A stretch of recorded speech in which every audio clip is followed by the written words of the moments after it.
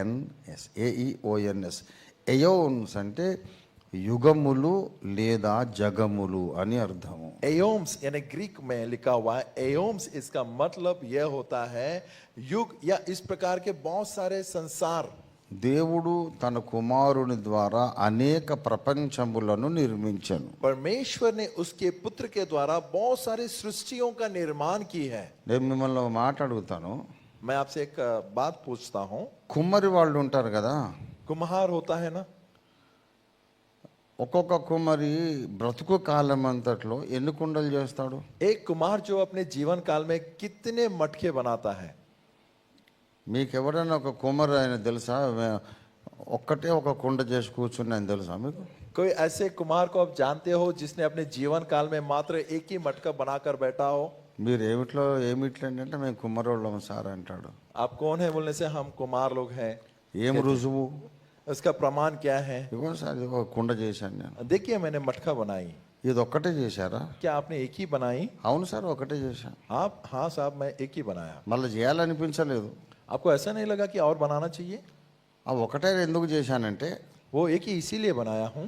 నన్ను కుమ్మరోడు కాదంటారేమో అని ఒకటి చేశాను. वे लोग कहेंगे कि मैं कुमार नहीं हूँ इसीलिए मैंने एक मटका बनाया ఇక మళ్ళీ నేను చేయలేదు. और उसके बाद मैंने नहीं बनाया। అట్లా ఎవరైనా కుమ్మరాయన ఉంటాడా? इस प्रकार का कोई कुमार हो सकता है क्या?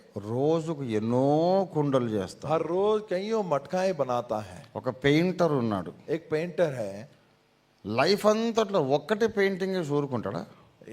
उसके जीवन काल भर एक ही पेंट करते रहेगा क्या? ఎన్నో బొమ్మలు పెయింట్ చేస్తాడు. बहुत सारे चित्र बनाता है। ఒక శిల్పకారుడు ఉన్నాడు. एक शिल्पकार होता है, ఎన్నో శిల్పాలు చెక్కుతాడు. बहुत सारी मूर्तियां बनाता है वो। మరి మన దేవుడు ఎందుకంటే ఒక్కటే లోకం చేసి ఊరుకున్నాడు? पर हमारा परमेश्वर क्यों एक ही सृष्टि को बना के बैठा है? ఎన్నో లోకాలు చేశాడు. बहुत सारे सृष्टियों को निर्माण की। అన్ని లోకాలకు ఆయన అధిపతి. उन सारे सृष्टियों का अधिपति है वो। ఎన్ని లోకాలు? कितने सृष्टियां? 1 2 3 కాదు, 1 2 3 नहीं, కోట్ల లోకాలు. करोड़ों सृष्टियां। వాళ్ళ దగ్గరికి మనం వెళ్ళలేం. उनके पास हम जा नहीं सकते। పాపము ప్రవేశించక ముందు, पाप प्रवेश करने से पहले ఆదాము అన్ని లోకాలకు తిరిగేవాడు. आदम सब सृष्टियों में घूमता था। అన్ని లోకాలకు తిరిగే ఆయనకు యాక్సెసిబిలిటీ ఉన్నది. सब सृष्टियों में घूमने का अधिकार वो उसको परमिशन दी गई है। సారే దునియా మే ఫిర్తా థా. सारे संसार में सारी दुनियाओं में फिरता था। అట్లయితే హైదరాబాద్ నుంచి మనం చంద్రపూర్, నాగపూర్, గుగ్గుస్ వచ్చినామో, जिस प्रकार से हम हैदराबाद से चंद्रपुर, नागपुर, गुगुस आए हैं, ఆదాము అన్ని గ్రహాలకు తిరిగేవాడు అన్నమాట. आदम जो है सब ग्रहों पे घूमता था। అర్థం చేసుకోండి. समझे? ఆ తర్వాత పాపం ప్రవేశించినాక, उसके बाद पाप प्रवेश करने के बाद నువ్వు ఇంతకంటే దూరం పోవద్దని ఒక సరిహద్దు దేవుడు నియమించాడు. परमेश्वर ने एक सीमा तय की, अब तू इससे बाहर नहीं जाएगा। బైబిల్ ఎక్కడ చెప్పింది ఇది? बाइबल ने कहाँ बताया? అపోస్తలుల కార్యాలు 17వ అధ్యాయము प्रेरितों के काम 17वें अध्याय 26 27. उसका 26 और उसका 27। మరియు యావత్ భూమి మీద కాపురముండటకు ఆయన ఒకని నుండి ప్రతి జాతి మనుష్యులను సృష్టించి, వారు ఒకవేళ దేవునిని తడవులాడి కనుగొందురేమో అని తన్ను వెదకు నిమిత్తము నిర్ణయ కాలమును వారి నివాస స్థలము యొక్క పొలిమేరలను ఏర్పరచెను. उसने एक ही मूल से मनुष्यों के सब जातियां सारी पृथ्वी पर रहने के लिए बनाई है और उनके ठहराए हुए समय और निवास की सीमाओं को इसीलिए बांधा है। సీమాంకో బాందా హై అంటే ఒక పొలిమేర, సరిహద్దులు నియమించినాడు. परमेश्वर ने सीमाओं को बांधा है, यानी एक दूरे का निर्माण किया उसने। ఇక ఇంత దాటి పోవద్దు నువ్వు. उसे पार कर नहीं जाएगा। ప్రతి దేశానికి ఒక పొలిమేర ఉంటుంది. हर एक देश का एक सीमा होती है। అట్లాగే మానవుల నివాసము భూలోకం. और मनुष्य का निवास स्थान जो है ये धरती है। వీళ్ళు ఒక పొలిమేర దాటిపోకుండా దేవుడు చేశాడు. वे लोग अपने सीमा को पार ना करते हुए जाने के लिए वे परमेश्वर ने एक सीमा तय की। అందుకే వేరే లోకాలతో మనకు కనెక్షన్ కట్ ఆఫ్ అయిపోయింది. इसीलिए बाकी संसार सृष्टियों से हमारा संबंध टूट गई। ఈ పొలిమేరలు ఎప్పుడు పెట్టాడు ఆయన? इन सारी सीमाओं को कब लगाया उसने? ఒక మనిషిలో నుండి మానవ జాతి అనేక జాతులుగా విడగొట్టబడిన తరువాత ఆయన గిరిగీశాడు. एक मनुष्य में से मानव जाति जो है अनेक मनुष्यों में विभाजन होने के बाद सीमाओं का तय किया। ఆ లోకాల వాళ్ళు ఇక్కడికి రావచ్చు, उस संसार के लोग यहाँ आ सकते हैं, కానీ మనం అక్కడికి పోలేము. परंतु हम वहां नहीं जा सकते, ఎందుకంటే మనం దేవుని మీద తిరుగుబాటు చేశాం. क्योंकि हमने परमेश्वर का विद्रोह किया है। అక్కడికి వెళ్తే ఆ లోకాలు పాడైపోతాయి. यदि हम वहां जाएं तो वहां की सृष्टि खराब हो जाएगी। రెండవ రాకడ తర్వాత दूसरे आगमन के बाद మళ్ళా మనం విశ్వమంతా కూడా బ్రహ్మాండం అంతా ఫ్రీగా సంచరించవచ్చు. सब तब हम सारा संसार सारे ब्रह्मांड हम ऐसे ही घूम सकते हैं। కాబట్టి ఆకాశములో అనేక గ్రహముల మీద లోకాలున్నవి. इस आकाश में बहुत सारे ग्रहों पर संसार सृष्टि है। వాళ్ళని పిలిచాడు 148వ కీర్తనలో. 148वें भजन में उन्हें पुकार रहा है वो, ఆకాశవాసులారా యెహోవాను స్తుతించుడి. ए आकाश के वासियों यहोवा की धन्यवाद करो। భూనివాసులు అంటే ఎవరు? भूनिवासी ने कौन है? భూమి మీద నివసించువారు. इस धरती पर वास करने वाले। ఆకాశవాసులు ఎవరు? ये आकाश के वासी कौन है? ఆకాశంలో నివసించువారు. आकाश में निवास करने वाले। ఆకాశంలో అనేక కోటాను కోట్ల ప్రపంచాలు. इन आकाश मंडल में कईयों करोड़ों करोड़ों करोड़ों सृष्टियां हैं। దేవుడు వాటిని జోన్స్ కింద విభజించాడు. परमेश्वर ने एक एक सीमा में विभाजित किया, अलग अलग किया है। ఎన్నో జోన్స్ ఉన్నాయి. कईयों जोन से अलग अलग एरिया है, వేరు వేరే ప్రాంతాల కింద విభజించాడు. अलग अलग प्रांतों में विभाजन अलग किया है। ఒక్కొక్క ప్రాంతానికి యెహోవా దేవుడు సూర్యునిలాగా వెళ్ళేటప్పుడు एक एक प्रांत में यहोवा परमेश्वर सूर्य के समान जाने से पहले ఒక్క వేకో చుక్కను ముందు పంపిస్తాడు. एक बोर के तारे को सामने भेजता है। ఫర్ ఎగ్జాంపుల్ 1,00,000 వేకో చుక్కలు ఉన్నాయి అనుకోండి. आप मान लीजिए 1,00,000 बोर के ताराएं हैं। 1,00,000 కోట్లు అనుకున్నాం కదా. 1,00,000 करोड़ हमने कहा ना। 1,00,000 వేకో చుక్కలు ఉంటే 1,00,000 बोर के ताराएं हैं। ఒక్కొక్క వేకువ చుక్క కోటి ప్రపంచాలకు ఆయన ఇన్ఛార్జ్. एक एक बोर का तारा जो है करोड़ों करोड़ सृष्टियों का इंचार्ज है वो। జస్ట్ ఫర్ ఎగ్జాంపుల్ క్యాలిక్యులేషన్ కొరకు చెప్తున్నా. एक उदाहरण और गणित समझने के लिए बता रहा हूं। 1,00,000 కోట్ల ప్రపంచాలు ఉంటే 1,00,000 करोड़ सृष्टियां यदि हो तो వాటిని 1,00,000 జోన్స్గా విభజిస్తే उसे 1,00,000 अलग अलग एरिया को बना दी। ఒక్కొక్క జోన్లో కోటి ప్రపంచాలు ఉంటాయి. एक एक जोन में करोड़ों सृष्टियां होती हैं। ఇప్పుడు 1,00,00,000 లోకాలకు వెళ్ళడానికి యెహోవా దేవుడు వెళ్తే ముందు ఒక వేకో చుక్క వెళ్తాడు. 1 करोड़ सृष्टि में यहोवा परमेश्वर को जाने से पहले एक बोर का तारा जाएगा। ఇప్పుడు ప్రెసిడెంట్ ఆఫ్ ఇండియా వెళ్తుంటే ముందు పైలట్ కార్ వెళ్తుంది. सॉरी पायलट का ప్రెసిడెంట్ ఆఫ్ ఇండియాకు ముందు ఒక కార్ వెళ్తా ఉంటుంది. प्रेसिडेंट के पहले एक कार जाती है या पायलट कार जाती है। వాళ్ళు ముందు వెళ్ళకుండా కార్ పోదు, ముందు వెళ్తుండాలి ఆ కార్. वो पहले जाएगा, पायलट कार जो होती है वो पहले जाती है। అలాగా యెహోవా దేవుడు వెళ్ళక ముందు వీళ్ళు వెళ్తారు వేకో చుక్క. उसी प्रकार यहोवा परमेश्वर के जाने से पहले बोर के तारा पहले जाती है। 1,00,00,000 ప్రపంచాలకు ఒక వేకో చుక్క. मान के चलिए 1 करोड़ सृष्टियां हैं तो एक बोर का तारा, ఇంకొక 1,00,00,000 ప్రపంచాలకు ఇంకో వేకో చుక్క. और करोड़ों करोड़ों सृष्टि के लिए और एक बोर का तारा है। పలానా జోన్కు నేను వస్తున్నానని ముందు దేవుడు ఈ వేకో చుక్కకు ఇన్ఫర్మేషన్ ఇస్తాడు. इस जोन में मैं आने वाला हूं करके परमेश्वर पहले इस बोर के तारा को बताएगा। అప్పుడు ఈ వేకో చుక్క పోయి ఆ ప్రాంతంలో ఉండే ప్రపంచాలను సమావేశపరుస్తాడు. अब ये बोर का तारा जो है वो उस प्रांत में जितने भी लोग हैं उन्हें जाकर बताएगा। ఇంత విశాలమైన సామ్రాజ్యం, इस विशाल रूपी साम्राज्य जो है, అలాంటి 1,00,000 వేకో చుక్కలు ఉన్నారు. इस प्रकार लाखों बोर के तारा हैं।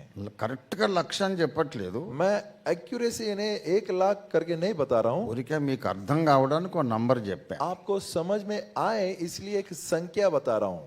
ఈ ఈ ముందుగా రథానికి ముందు పరిగెత్తే సూర్య రథానికి ముందు పరిగెత్తే వాళ్ళందరూ వేకోచుక్కలే. सूर्य रथ के पहले दौड़ने वाले ये जब सब जो है वे बोर के ताराएं हैं, అందరిలో యేసు కూడా ఒకడు. और उन सबों में यीशु मसीहा एक है. యేసు కూడా ఒక వేకోచుక్క. यीशु मसीहा भी बोर का तारा है. ఆ స్థితికి తగ్గించుకున్నాడు. उन्होंने अपनी उस स्थिति को कम किया. వాస్తవానికి ఆయన ఎవరు? वास्तविकता में वो कौन है? దేవుడే. वो परमेश्वर है, కానీ దూతలలో ఒక్కడిలాగా చలామణి అయినాడు. दूतों में एक समान वो चला फिरा करता था. మరి ఆయనకు పేరేమిటి? और उसका नाम क्या है? యెహోవా. यहोवा. నా నామము ఆయనకున్నది. मेरा नाम उसमें रखा हुआ है. యెహోవా అనే పేరు కలిగిన వేకువ చుక్క అరణ్యములో ఇశ్రాయేలును నడిపించాడు. यहोवा नाम को धारण किया हुआ एक बोर का तारा जो है जंगल में इस्राएलियों को चलाया. యెహోవా అనే నామము కలిగిన వేకువ చుక్క యాకోబును ఆశీర్వదించి కాపాడాడు. यहोवा नाम का धारण किया हुआ वो बोर का तारा याकूब को बचाकर उन्हें आशीषित किया. దూత అని పిలువబడతాడు, दूत कहलाएगा, కానీ మామూలు దూత కాదు. ये साधारण दूत नहीं है, నిజంగా అతను దేవుడే. सचमुच वो परमेश्वर है. ఆయన అందరికంటే ఉన్నతుడు. वो सबों से ऊंचा है, ఆ దేవదూతల కంటే శ్రేష్ఠ నామము పొందినవాడు. स्वर्ग दूतों से भी श्रेष्ठ नाम को पाया हुआ है. కానీ परंतु ఈయన కంటే పైన ఒకే ఒకడు ఉన్నాడు.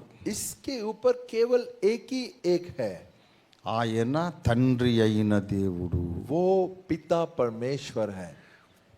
యేసుక్రీస్తేమో చాలా గొప్పవాడు. यीशु मसीह जो है बहुत महान है, ఆయన మహోన్నతుడు. वो परम प्रधान है. కానీ తండ్రి అయిన దేవుడు అందరికంటే ఉన్నతుడు. परंतु परमेश्वर पिता जो है सबों से ऊंचा है. యేసయ్య అన్నాడు, నా తండ్రి నాకంటే గొప్పోడు. यीशु मसीह ने कहा मेरा पिता मुझसे बड़ा है. కానీ మరి తండ్రి కంటే గొప్పోడు ఎవడు? अब पिता से बढ़कर कौन है? ఎవరు లేరు. अब कोई नहीं है. గనక ఆయన తండ్రి అయిన దేవుడు సర్వోన్నతుడు.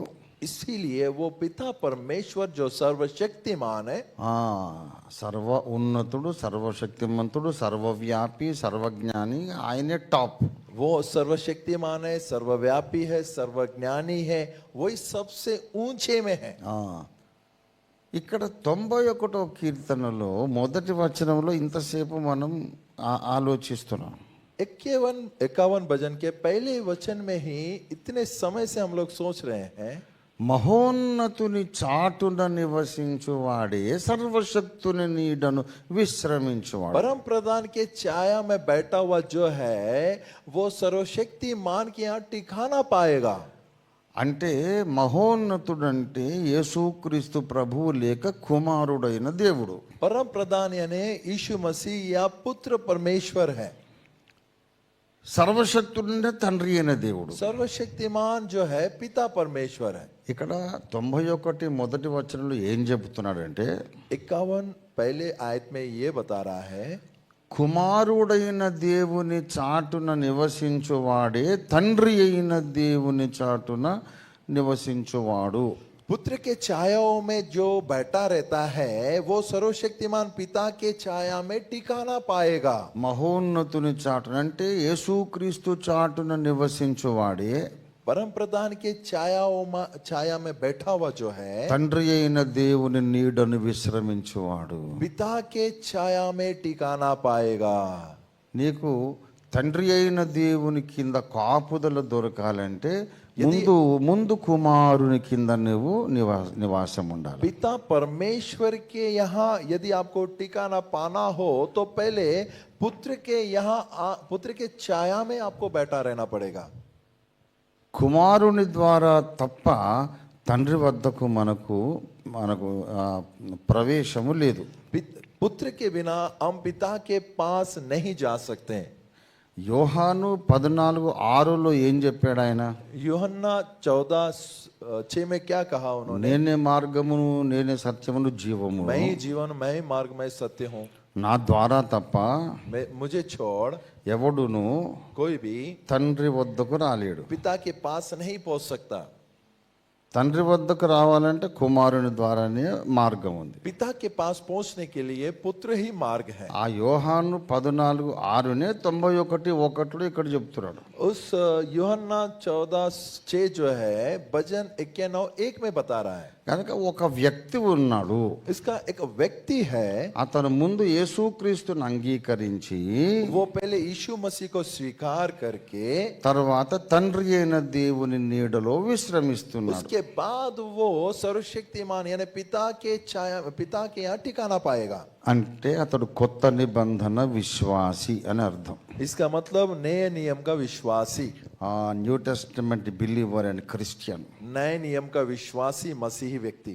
He went to the father through the son of God. वो अपने पिता के पास पुत्र के द्वारा चला गया। ఆయనకు కొన్ని లక్షణాలు ఉన్నాయి.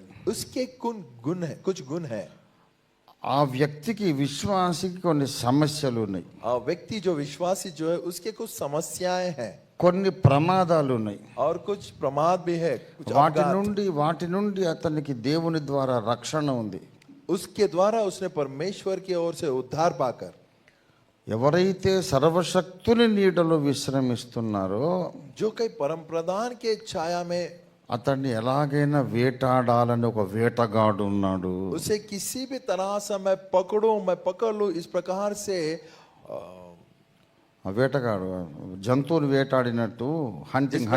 जिस प्रकार से हम जानवरों का शिकार करते हैं, షికారి ఒకడు ఉన్నాడు, एक शिकारी है, వేటగాడు ఉన్నాడు. एक शिकारी है। తర్వాత ఆ విశ్వాసిని నశింపజేయాలని నాశనకరమైన తెగులు ఒకటి ఉన్నది. उस విశ్వాసి को नाश करने के लिए एक इस प्रकार की ताड़ना, తెగులు రోగం, బీమారి, తెగులు ఏదన్నా చెప్పండి. మహమ్మారి. తర్వాత 5వ వచనం, రాత్రి వేళ కలిగే భయం ఒకటి ఉన్నది. और 5वें आयत में यूं कहता है, रात के समय का एक भय है। మధ్యాహ్నమందు పాడు చేసే రోగం ఉన్నది. और दिन में खराब करने वाली एक बीमारी है। పగటి వేళ ఎగిరే బాణం ఉన్నది. दोपहर में उड़ने वाली एक तीर है। నాకు తెలియక ఒక మాట అడుగుతాను. मुझे नहीं पता, एक बात मैं पूछता हूँ। కాకులు, కొంగలు, పావురాలు, పిట్టలు అన్నీ ఎగురుతాయి కదా. ये कौवे, ये बुरैये और कुछ जानवर, जंतु है, पशु है, वो उड़ते हैं ना। ఎగరడం అంటే రెక్కలు చాపి ఇట్లా उड़ना यानी वे अपने को पंखों को फैलाकर उड़ते हैं। ఏ డైరెక్షన్లో ఎగురుతాయి? किस दिशा में वे उड़ते हैं? ఎటు పడితే అటు ఎగురుతాయి. और किधर चाहे उधर उड़ती है। కాసేపు ఇటు వెళ్తే మళ్ళీ ఇటు వెళ్తాయి, ఇటు ఆకాశం అంతా ఎగురుతాయి. ये इस प्रकार से जाएगा, उधर जाएगा, फिर आकाश में उधर इधर घूमता फिरता रहता है। మరి బాణము ఒకసారి వదిలినాక ఎటు వెళ్తుంది? यदि तीर को यदि छोड़ दे तो वो किधर जाएगा? అది కూడా కాసేపు ఇటు, కాసేపు ఇటు, కాసేపు वो పోతుంది. तीर थोड़ी देर इधर, थोड़ी देर उधर, थोड़ी देर इधर, ऐसा जाएगा। ఒకటే దిశ. उसकी दिशा एक ही होती है। మరి పక్షులు ఎగిరినట్టు जिस प्रकार से पक्षियां उड़ते हैं, పగటి వేళ ఎగురు బాణం అంటాడు. ये दोपहर में उड़ने वाले तीर कहता है। మామూలు బాణం అయితే ఒకటే డైరెక్షన్లో పోవాలా. यदि साधारण यदि तीर हो तो उसका दिशा एक ही हो। ఏ బాణము కూడా పిట్టలాగా ఇటు అటు ఎగరదు. कोई भी तीर क्यों ना हो, वो चिड़िया के समान इधर उधर नहीं उड़ेगा। ఇది మామూలు బాణము కాదు. ये साधारण तीर नहीं है।